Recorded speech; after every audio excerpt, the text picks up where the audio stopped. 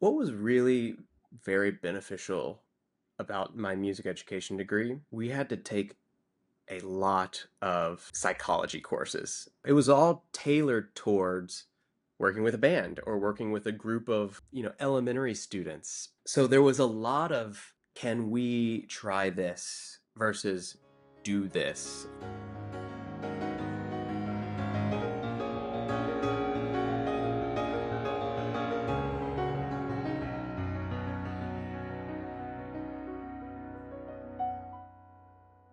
Today's guest on Stepwise is a man known to many in my hometown of Bozeman, Montana, as well as by classical music lovers across the nation, Norman Huynh. Norman currently serves as the artistic director and conductor of the Bozeman Symphony, as well as the music director of the Brit Music Festival in Oregon. His past and future guest appearances include engagements with the St. Louis Symphony Orchestra, the New York Philharmonic, San Diego Symphony, Rochester Philharmonic Orchestra, Mobile Symphony Orchestra, Oregon Symphony, Detroit Symphony Orchestra, Orquestra Sinfónica de Valle in Spain, and the Princess Galyani Vadhana Youth Orchestra of Thailand. Okay, interesting for sure. But why stepwise? What's a 38-year-old creative talent got to do with leadership? As you'll hear in this episode, he leads through clarity and inquiry. He works to bring the best, even to the last note, out of the musicians he leads, and does so with enthusiasm and charisma in a very infectious way. This was a fun episode for me, and I hope it is for you. Join me in welcoming Norman Huynh to Stepwise.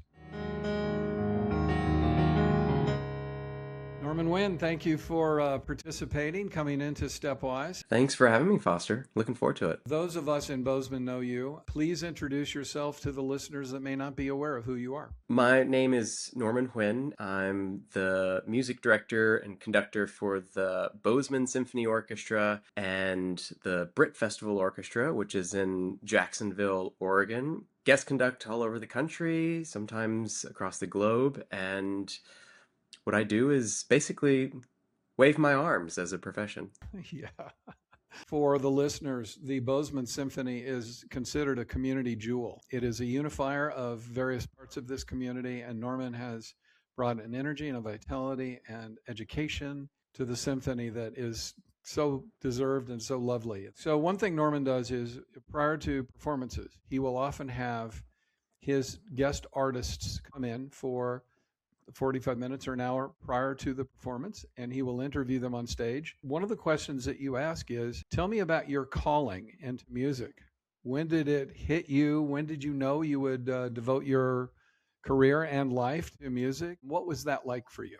I started in band. Going into college, I kind of, like in high school, I thought maybe I should be a veterinarian. For me, it was like, okay, what can I make a lot of money doing? I knew I didn't want to work in a restaurant, which is what my parents did. Just the amount of work was a long hours, a lot of physical labor. So I was looking, oh, what can I do? And then eventually I just landed on, well, I really love music. I love band. And so I went to the University of Alabama to study music education. Well, roll tide. And Roll Tide, that's right.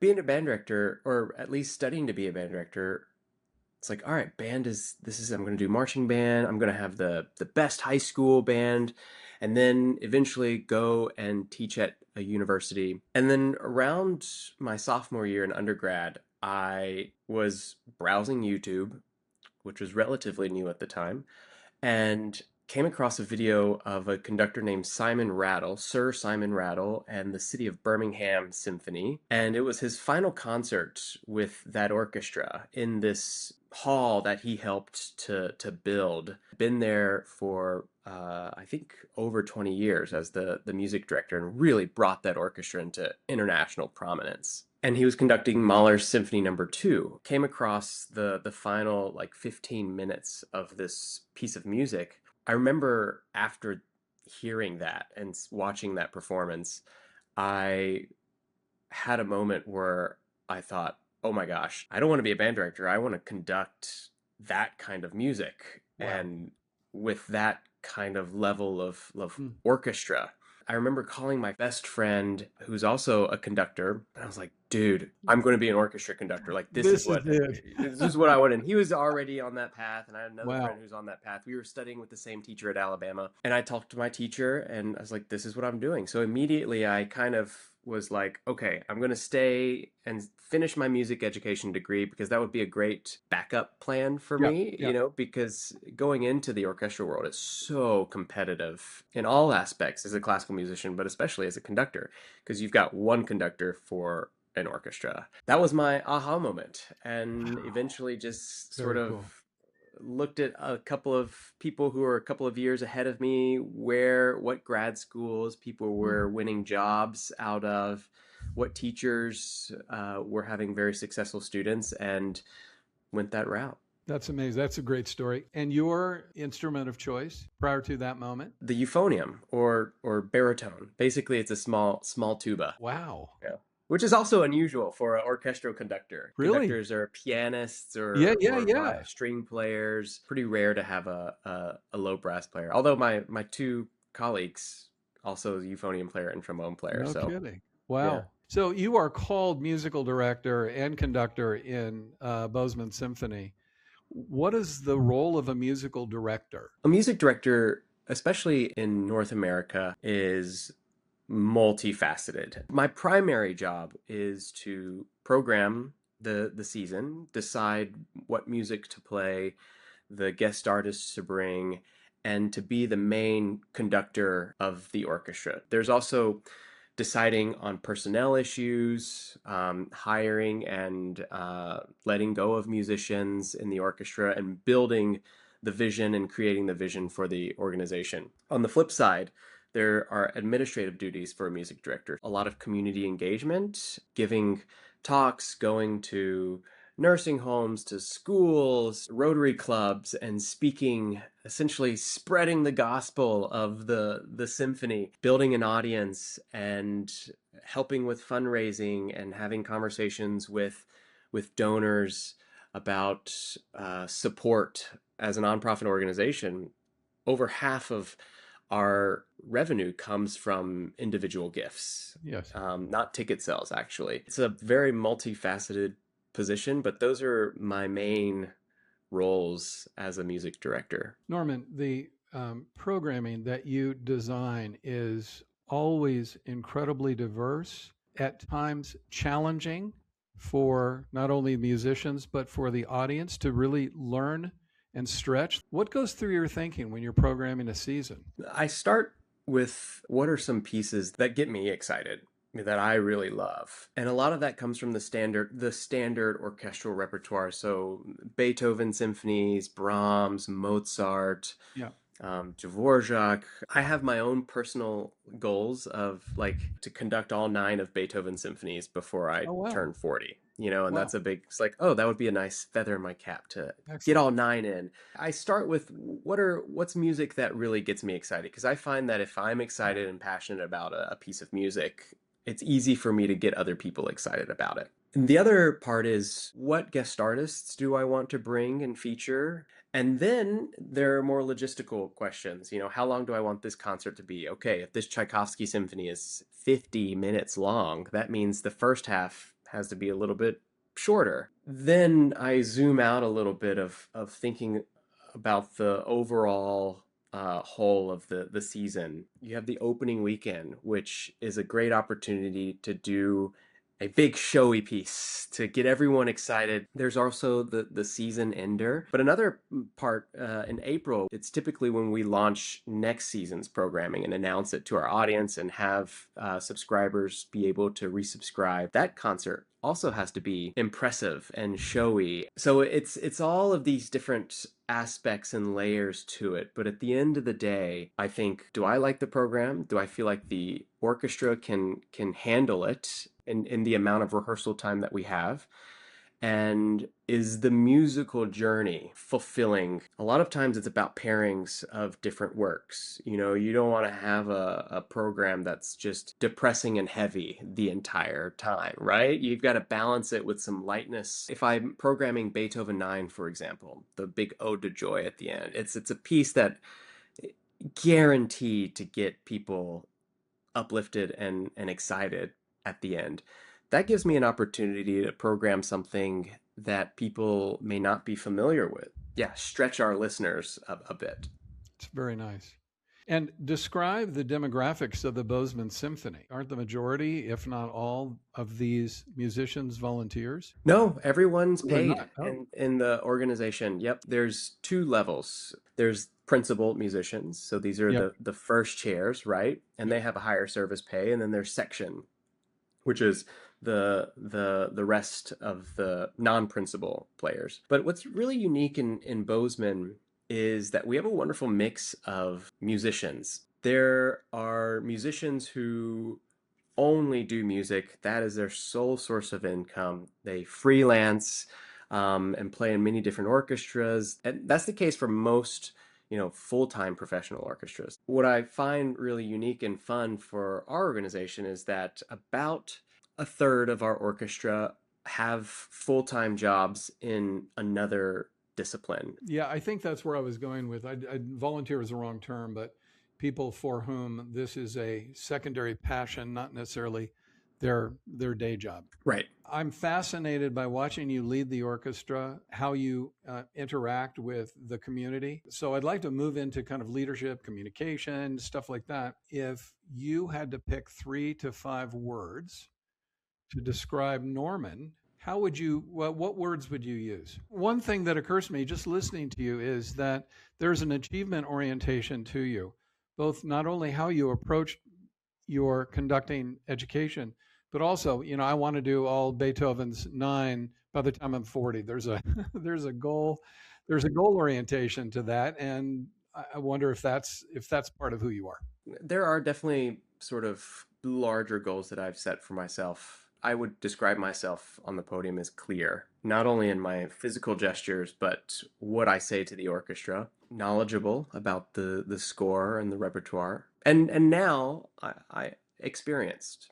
I'm 38 years old, which is relatively young in the when you think of the average age of all the conductors in the world. But I've been doing it professionally now right out of grad school. So I've got over a decade of work experience, and that's rare for someone my age. Now it's I'm no longer the young conductor. I'm bringing experience. I've conducted works many times before, so it makes a big difference on the podium. Clarity is one of those things that I pick up in watching you both in performance and in rehearsal. When you think about good leaders, what's a good leader to you?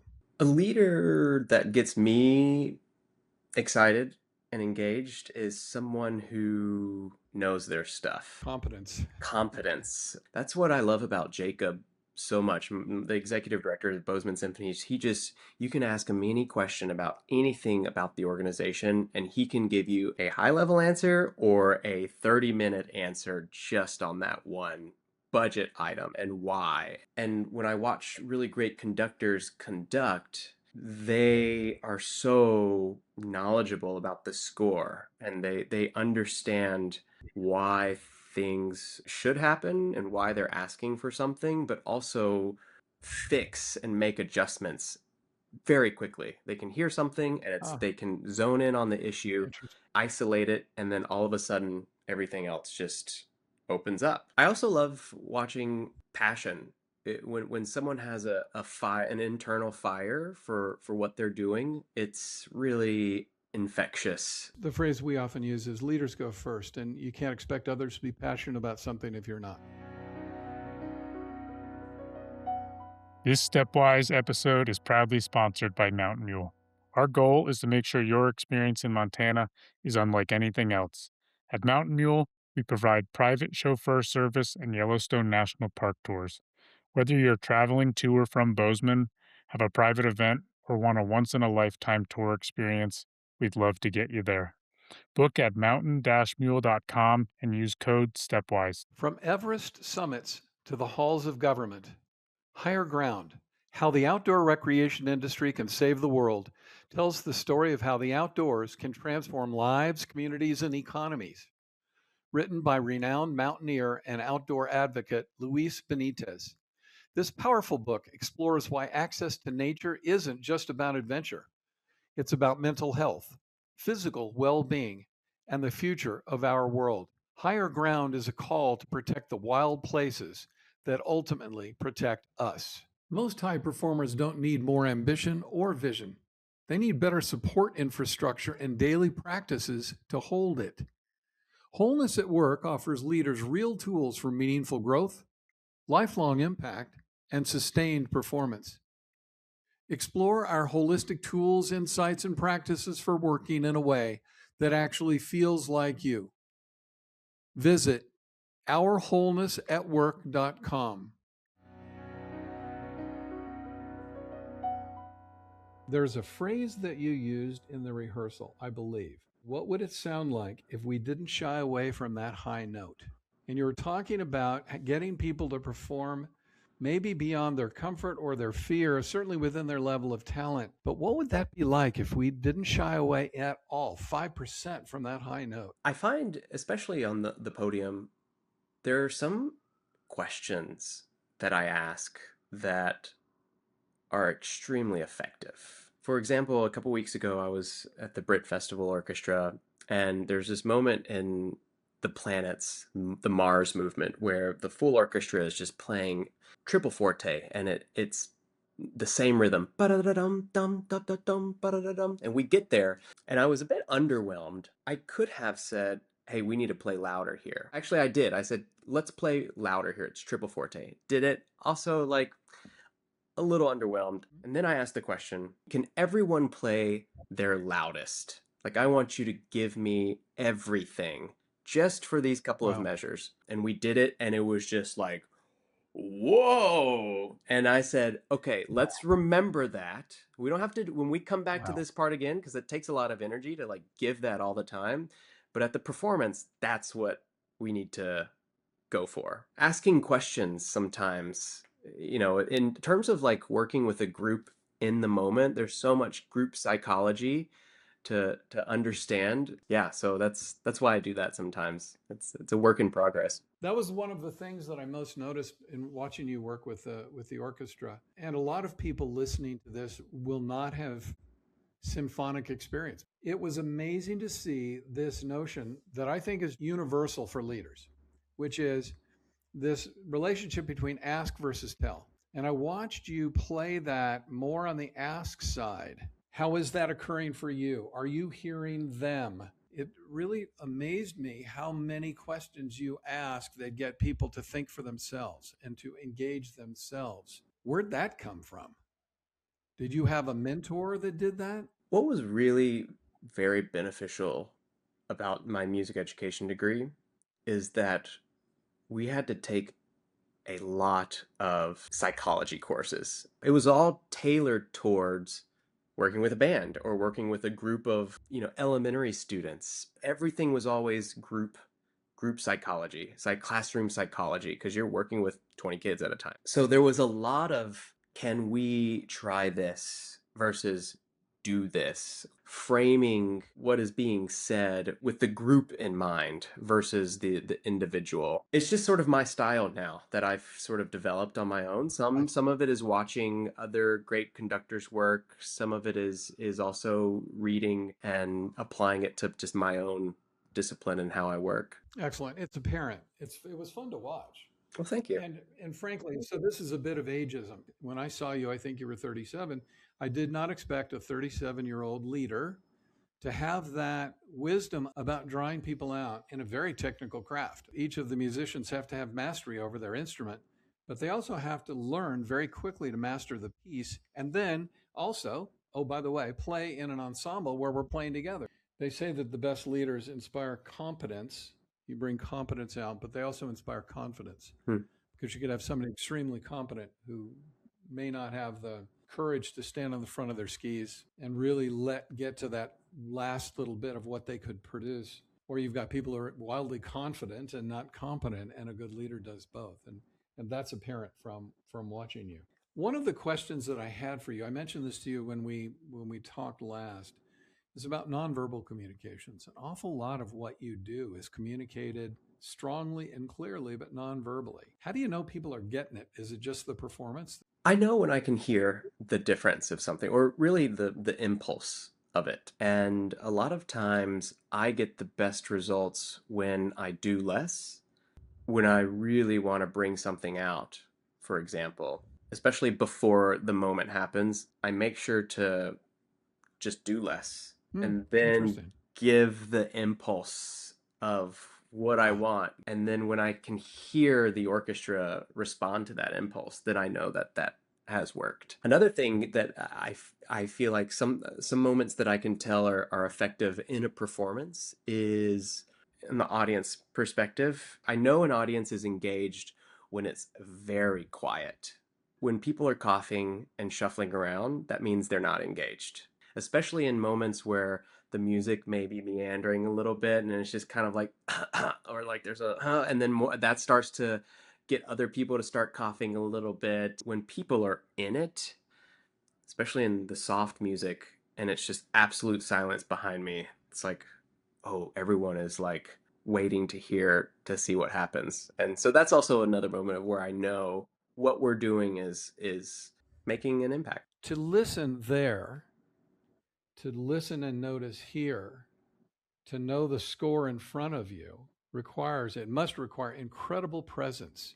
Are you just wiped at the end of a performance from having to be so attentive to all those different elements? Yes, I am. Performing takes so much out of me. There are more days that I've been conducting than not conducting in the last five Wow. weeks. This is my first day off in, I think, like 20 something days in terms of there's no performance or conducting. But the my conducting got so much better and my listening got so much better after in 2019 I discovered Sam Harris and his app called the Waking Up app. It's all about Yep. Vipassana meditation and mindfulness meditation. And what I found that got in my way was I was not listening to the orchestra. What was in my head was a lot louder Mm. than what was Yeah. actually in front of me. The art of conducting is so technique driven. I mean, it's sure anyone can come up, start waving their arms, an orchestra can typically play on their own. On multi levels deeper, there's the hearing, there's the knowing why something is going off based on the score.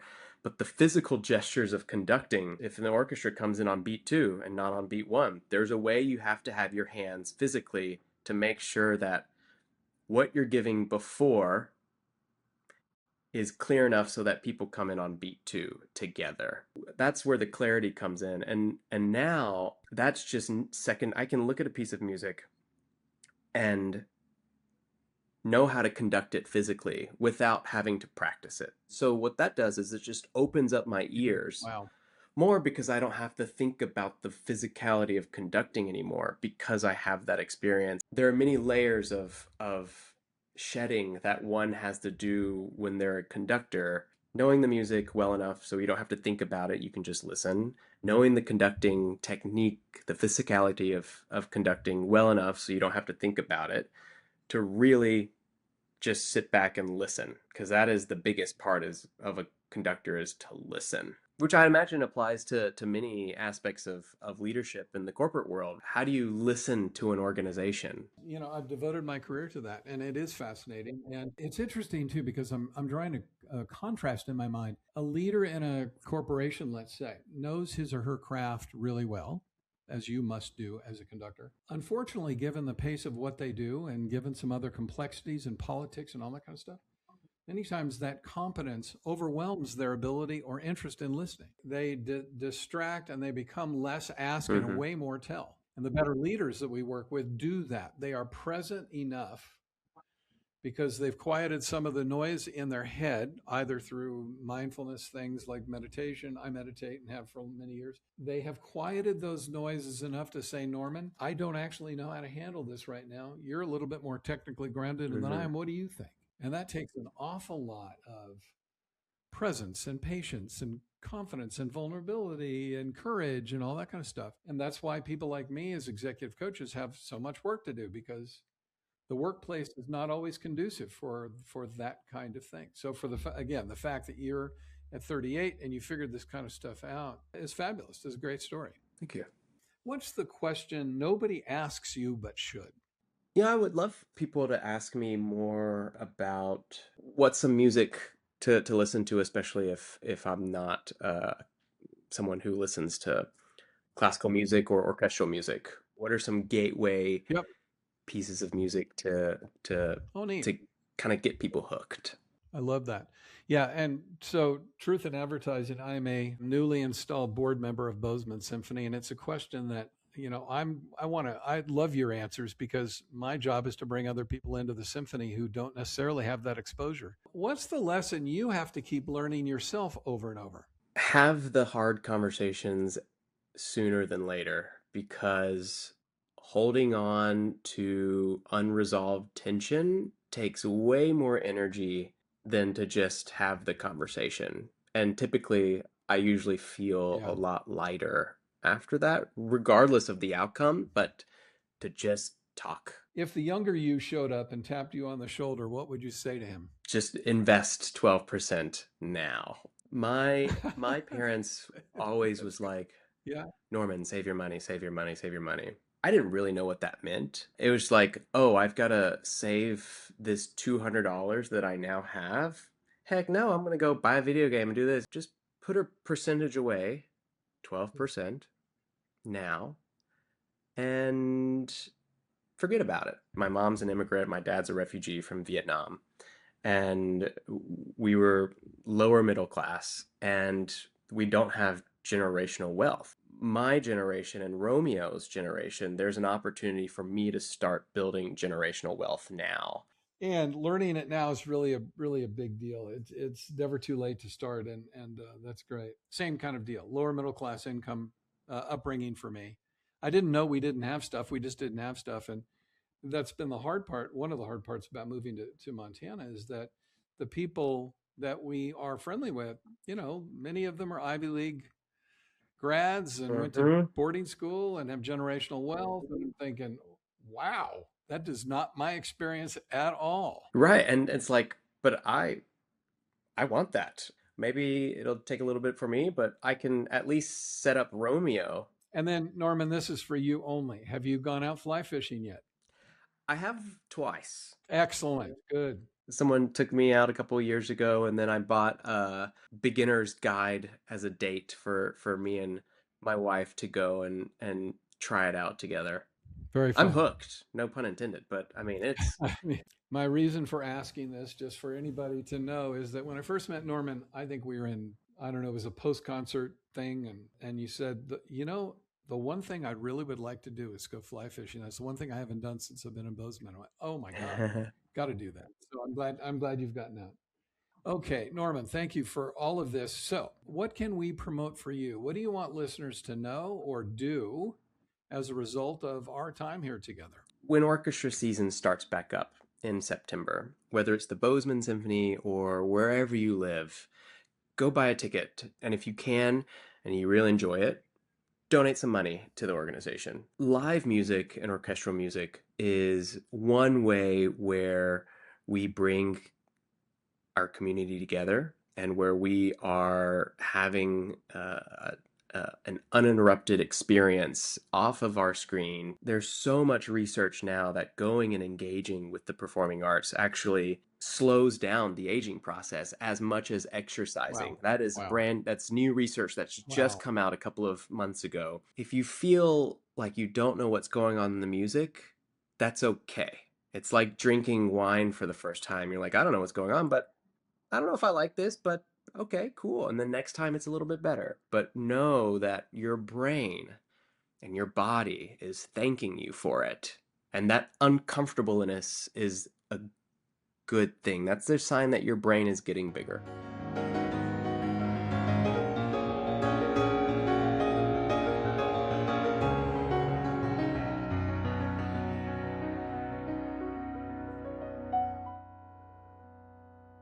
If this conversation was worth your time, and I hope it was, do one thing for me before you close the app. Leave us a review on Apple Podcasts. It's how people like you help people like me find this show. And if what we talked about today sparks something in you, there's a book called Leadership Rethinking the True Path to Great Leading. Yes, that's the real title that goes deeper into this territory. It's on my website at fostermobley.com. And then sign up for our email list to be notified when my next book, Honoring, goes into pre-sale in 2027. And if there's one person in your life who needed to hear this episode, send it to them. Not because we need the numbers, because they need the conversation. Set the table, invite cool people, magic happens. I'm Foster Mobley. As always, friends, stepwise.